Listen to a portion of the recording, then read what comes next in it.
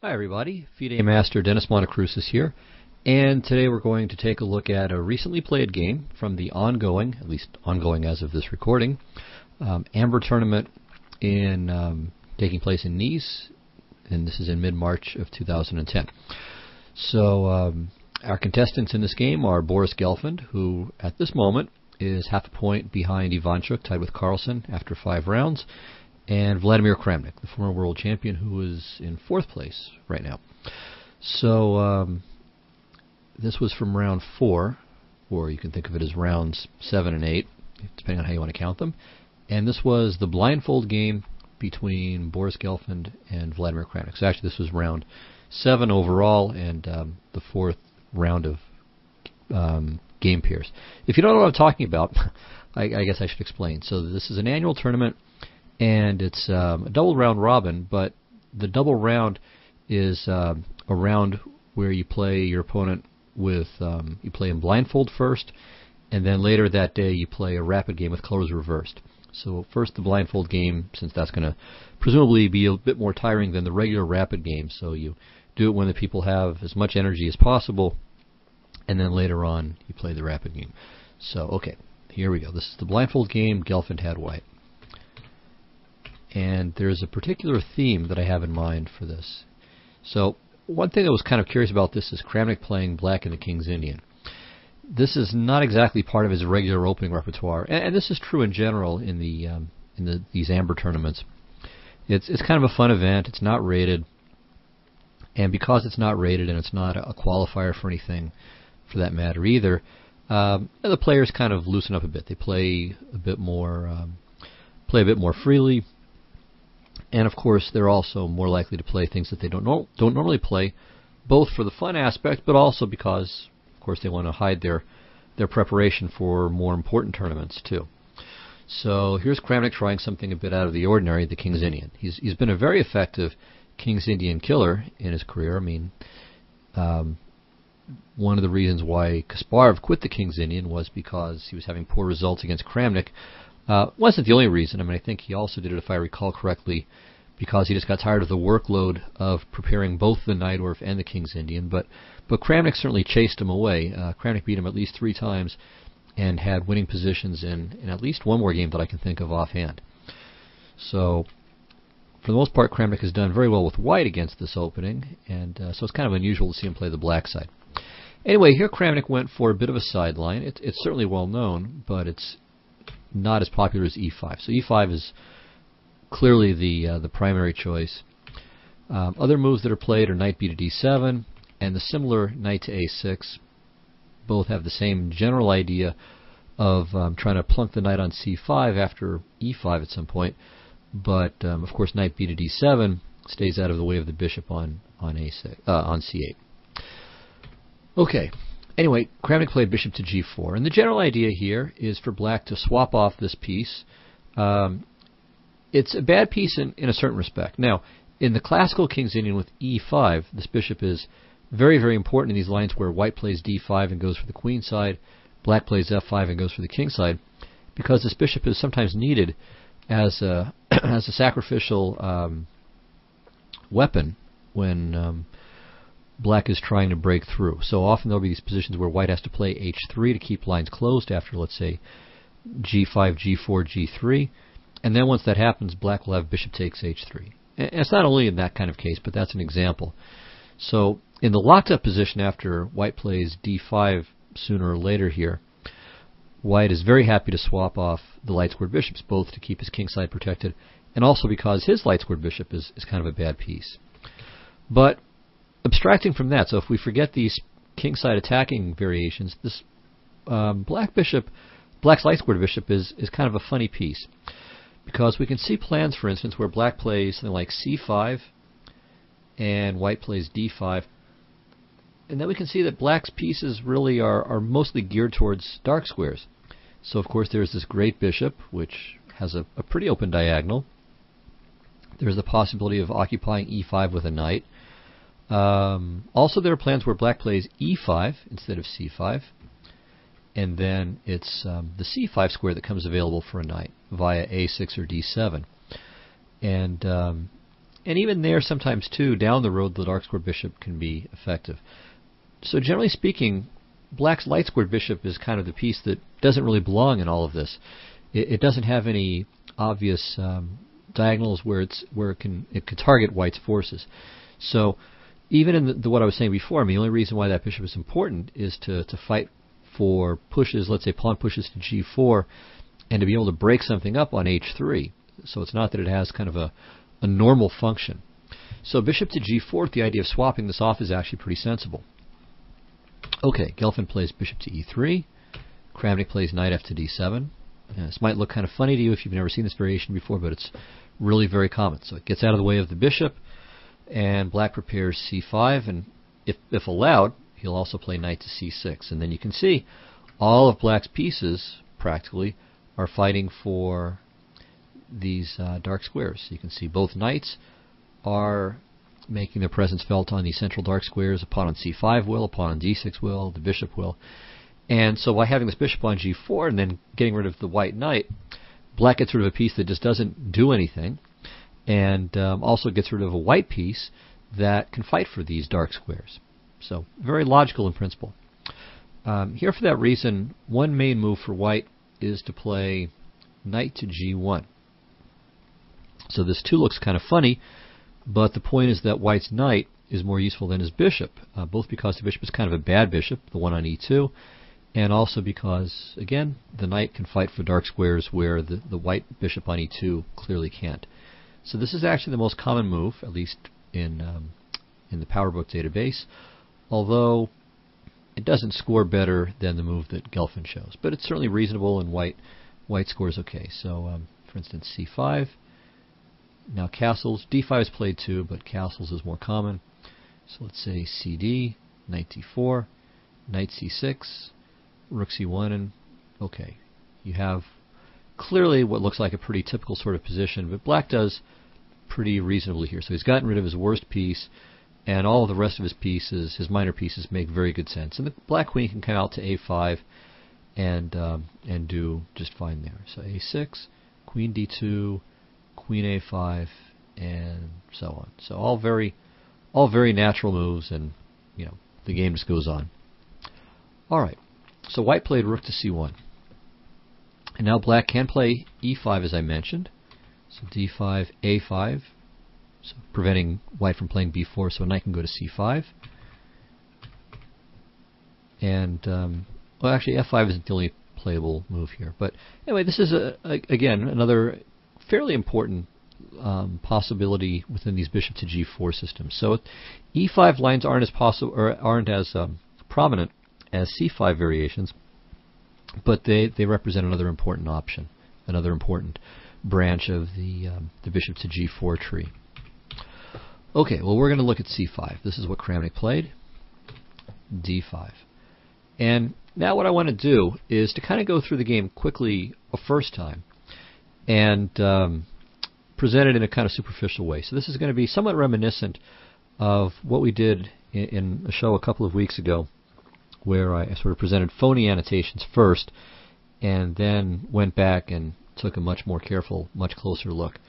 So here I'm going to present this in kind of a superficial way, not so much fib to you as I was kind of doing, at least implicitly in the other presentation, before, of course, filling in the details, but to at least give kind of a superficial understanding of it, and then we'll come back and focus on one feature I think that's actually pretty important and salient. That's, I think, kind of redundant. So one salient feature of the game that we won't discuss the first time around. Okay, so the position is becoming kind of Benoni-like.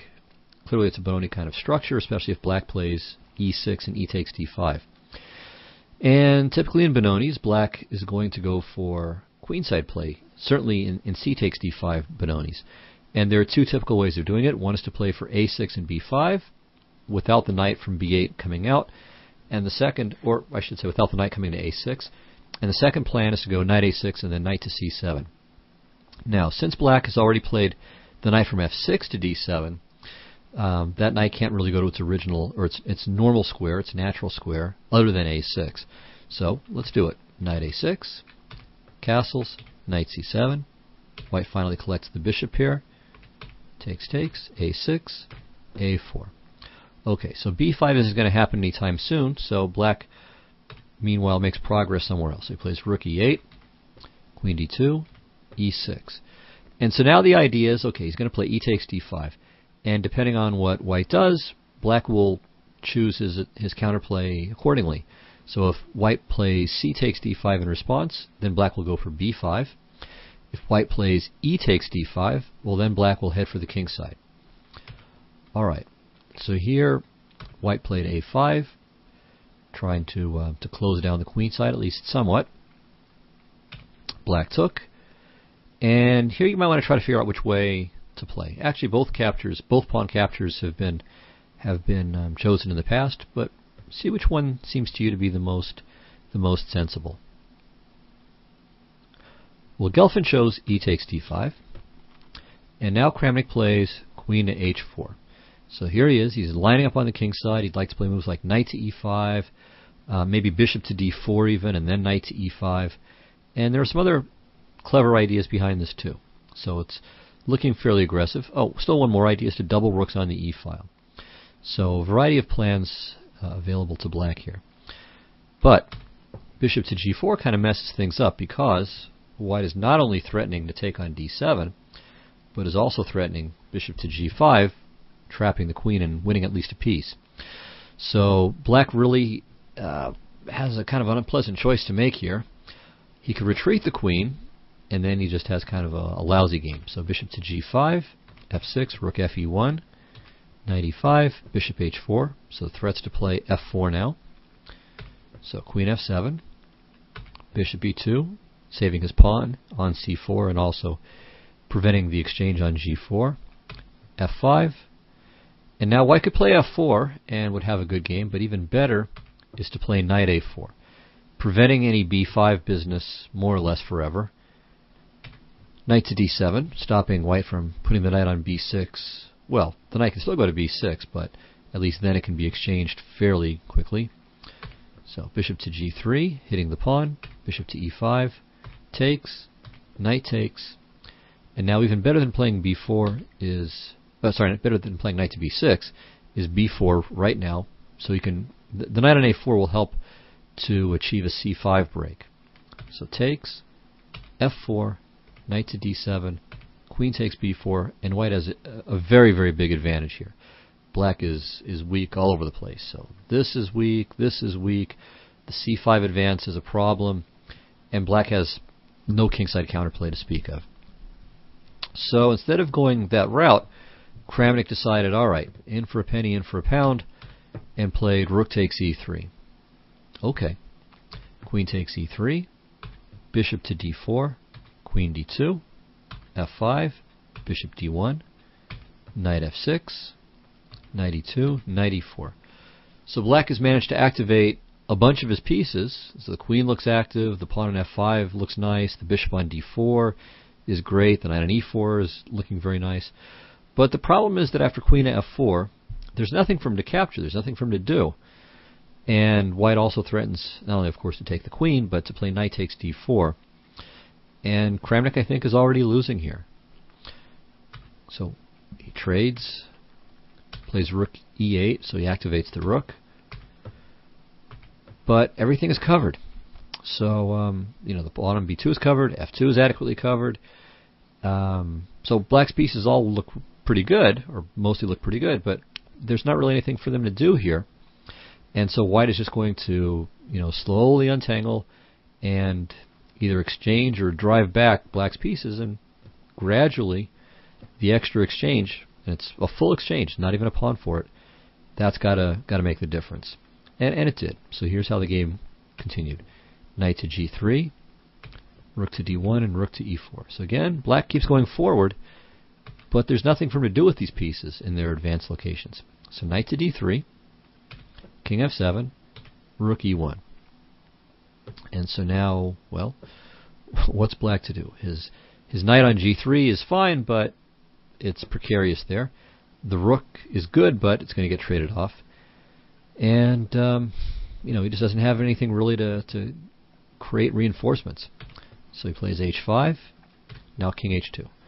And well, the knight's trapped, so he's got to take and then retreat. Okay, well now white can go forward again. Knight to d3, protecting the f-pawn. Maybe preparing b4 in some positions. h4, rook e2, king f6, and now bishop to d7, with the idea of tickling these black pawns from behind with bishop to c8. So even more problems. It's kind of funny, really. I mean, black has all these active pieces, but when white makes a threat, there's really no good answer to it. So here, out of desperation, Kramnik tries knight takes d5, c takes d5, c4, and then bishop takes f2.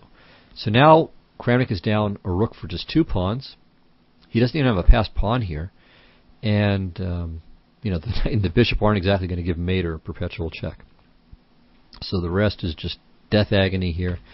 Knight f3, g5, knight to d2. Okay, that forces bishop to g3 check if black wants to avoid a trade.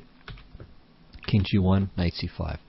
So black is going backward, bishop to c8, and now black is losing the c pawn as well. So c3 takes bishop to e5, and after simply knight to c4, but really any move will do that doesn't just throw something away, black resigned. So either he's going to have to allow the trade of one more minor piece, or he'll have to play something like bishop takes c3 and allow knight takes d6, which is 100% hopeless. So here Kramnik resigned.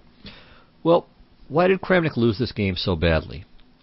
The quick and easy answer is that it was not the most promising line in the world, and queen to h4 here was just a mistake. That after this move and bishop to g4, he has a simple tactical problem, and the position is hopeless.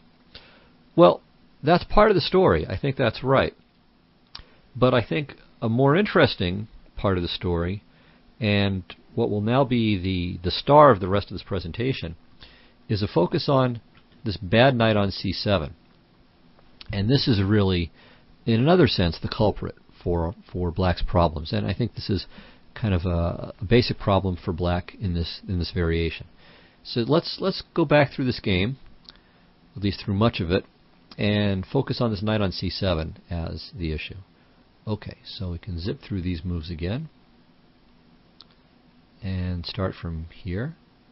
Okay, and again we see, all right, this knight's choices are constrained already. So knight to a6, castles, knight c7, h3, takes, a6, a4, rook e8. So the first thing I want to do is show a couple of games, a couple other games where white didn't react as well as Gelfand did. So queen to d2, just as in our game, e6, just as in our game. Okay, and now for instance there's a game that was played between Abhijit Kunta and Gusinov, both very, very strong players. So Gusinov is, at the time of this game, Kolkata in 2009, was 26-67. Kunta, the Indian Grandmaster, is 25-15. So excellent player. So Kunta played d takes e6. Well, black plays knight takes e6. White grabs a pawn, but look at the difference. Okay, the knight comes to d4. It's fantastic. Bishop g4, knight e5. Queen takes, rook takes. And yeah, white's up a pawn and has the bishop here, but what's this bishop really doing? And meanwhile, black's knights are incredible. The bishop is terrific. His rooks are both where they're supposed to be. And, you know, there's no way for white to win a position like this. I mean, as long as black doesn't just royally mess it up, he should have complete compensation. So the game went like this. Bishop to e2, protecting the pawn. Takes, knight to d3, and black regains the pawn. And in fact, now black is even a pawn ahead. But white had enough play to hold the draw, but you can see that it's white who has to hold the draw. Okay, rook to d1 mate is threatened, so g3, now knight to b2, takes, rook c8, bishop a3, knight c4, rook a6, and he steps out of the pin and breaks it this way, and this is of course a dead draw. So no tactical liabilities for either side, all the pawns are on the king side, so very easy draw. But as we saw, black had just no problems at all. Why? Well, because after d takes e6, knight e6, and the knight coming to d4, all of black's pieces function beautifully. Okay, next example. So just as Gelfand did, white played a5 in a game, lower rated game this time, between Sriram and Deepan Chakravarthi, played in Bikaner in 2004. So these are like FM, maybe low IM rated players. So in that game, just as in our Gelfand-Kramnik game, black played e takes d5, and in this game, Sriram played c takes d5. Well now, again, no problems for black. Knight to b5. Takes, takes, b4, so well-known motif in facing the modern Benoni, or I mean, that's what this basically is, but still, c4, bishop d4, takes, takes, b6, and black has enough play. I mean, the pawn on b4 isn't bad, it keeps the black knight off of c5, but the knight has access to e5, and maybe from there to d3, or in some position it can go from d7 to b6, and maybe to a4. I mean, there are a number of ways that can try to cycle into play. The pawn on c4, okay, it's not going anywhere yet, but it could in the future, and white's bishop on f3 isn't very good, and black went on to win this game. So I haven't really checked it carefully to see, how accurate the play is, but certainly black has definitely the easier time of things here. Okay, so black wins the a file, right? And white tries this as an attempt to swap the pawn. So it's not a bad idea. Keeps black from taking over just yet. And that looks like a mistake now because of rook a2. So black is making some real progress. And then white played rook to a1, which may just be, it's just a blunder because of knight to d3. So the threat is queen takes f2 mate. And the problem is that bishop takes d3 doesn't stop it because the rook is hitting that square as well. So, that just wins on the spot. But even before this blunder with rook to a1, I mean, clearly black is already enjoying a much better position. So we see that in this game, too, the black knight was able to jump in via b5 and achieve, well, it got traded off, but if it wasn't traded off, it would achieve good play. It could go to d4, or black might himself capture on c3, and then, for instance, the a5 pawn would be in trouble. So e takes d5 was the right move by Gelfand, and this makes the big difference. Let me show you some other games that were played that were quite similar, or that had some similarities. All right, so going back to this position. In our game, white played queen at e2. In a game between Tomaszewski, who's a very strong player, 2,700 now, was mid-26s at the time of the game that I'm about to show you, against Ralph Mamedov, played in Hanty-Mansisk in 2007. That game saw after bishop to e2, e6, queen d2, e takes d5, e takes d5. So same idea. This was a little bit better version than Kramnik's game, and perhaps that's because the bishop retreat from f3 to e2 isn't really the most effective move for white to play. So f5, a5, still very similar. Rook to b8, preparing to bring this, to get some lines on the queen side. So rook a1, little prophylaxis, queen f6, rook a2, queen h4, rook to d1, and now, rook to d1 is played to stop bishop to d4. And now, rook takes e3. So the same idea, and here it's a bit more interesting. Queen d3, bishop to d4, g3. The problem in this version is that, see, the reason why black did this little two-step, queen f6 and then queen h4, is because white played rook to a2. So if this rook were over here on f1, this sacrifice probably wouldn't be very good. But here, it's just fine. So white has to play g3 now.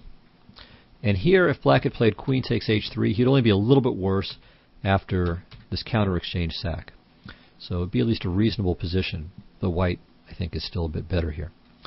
In the game, he played queen f6, and there were more inaccuracies by both players. For instance, here, black played rook f8, which was inaccurate. Knight e2 might be inaccurate.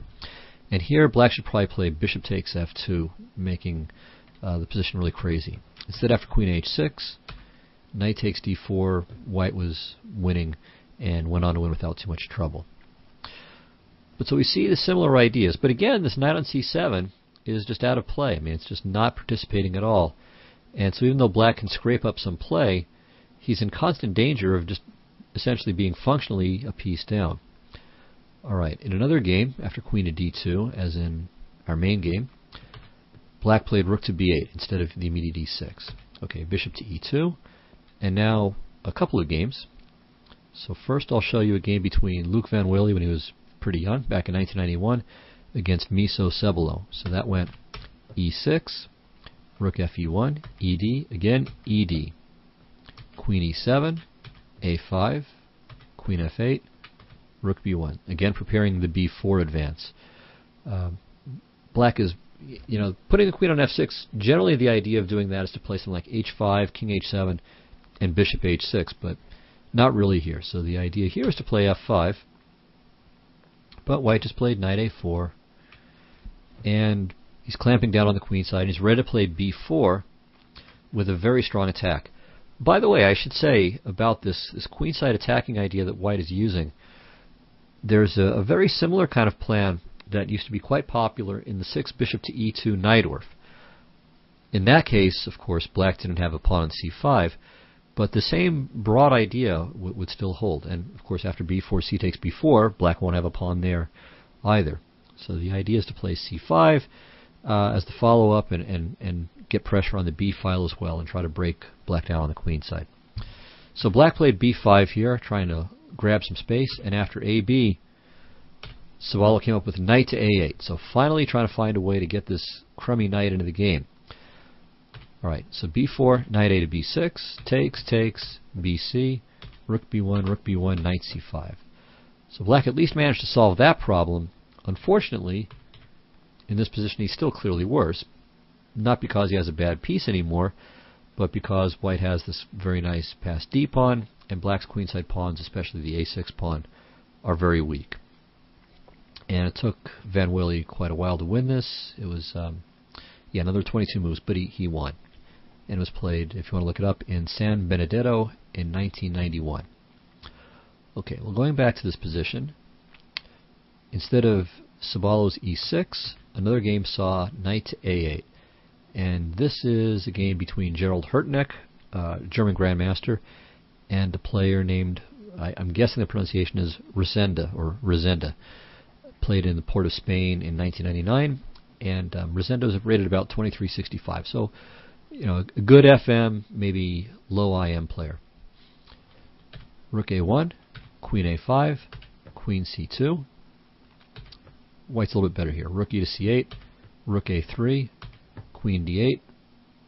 Black is really trying to load up for something to happen on the queen side, but never gets going. White plays a5, bishop to g4, rook e1.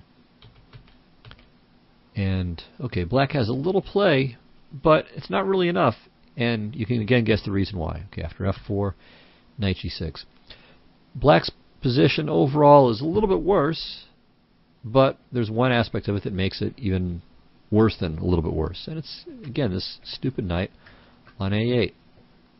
So he was able to play b5, and after ab, knight b6, to give it a modicum of activity, but it still took it a long time to ever achieve anything. So this variation, as long as white plays e takes d5, it becomes really difficult for black to get this knight working in any kind of meaningful way. And that, I think, more than anything else, is why this variation is not especially popular. So the big idea here, then, for white, it's not that winning the two bishops is so fantastic. Okay, it's maybe not bad, but it's not really the big point. And it's not really the extra space that makes such a difference, though again, all things being equal, that's a slight advantage. The big problem is that black has a difficult time making this one piece work. So if you want to play this variation with black, I think that would have to be one of the key things that you figure out. How do I get this knight on c7 to function? And in the game, Kramnik can never do it. And even though he tried for counterplay elsewhere and was able to make all the other pieces look quite nice, Gelfand's accurate moves here kept that knight really from ever coming into the game. So now let's look at the rest of the game with an eye on that. So queen h4, bishop g4. Rook takes e3, queen e3, bishop d4, queen at d2, f5, bishop d1, knight f6. So black is able to activate everything, but that knight just sits on c7 like dead wood. Bishop a4, rook c2. So black could play knight to e8, but then just takes, knight e6, and black has no counterplay. So he's trying to remain active, but meanwhile he's never able to solve the problem of this knight on c7. It has no squares except e8, and there, if nothing else, white can capture it.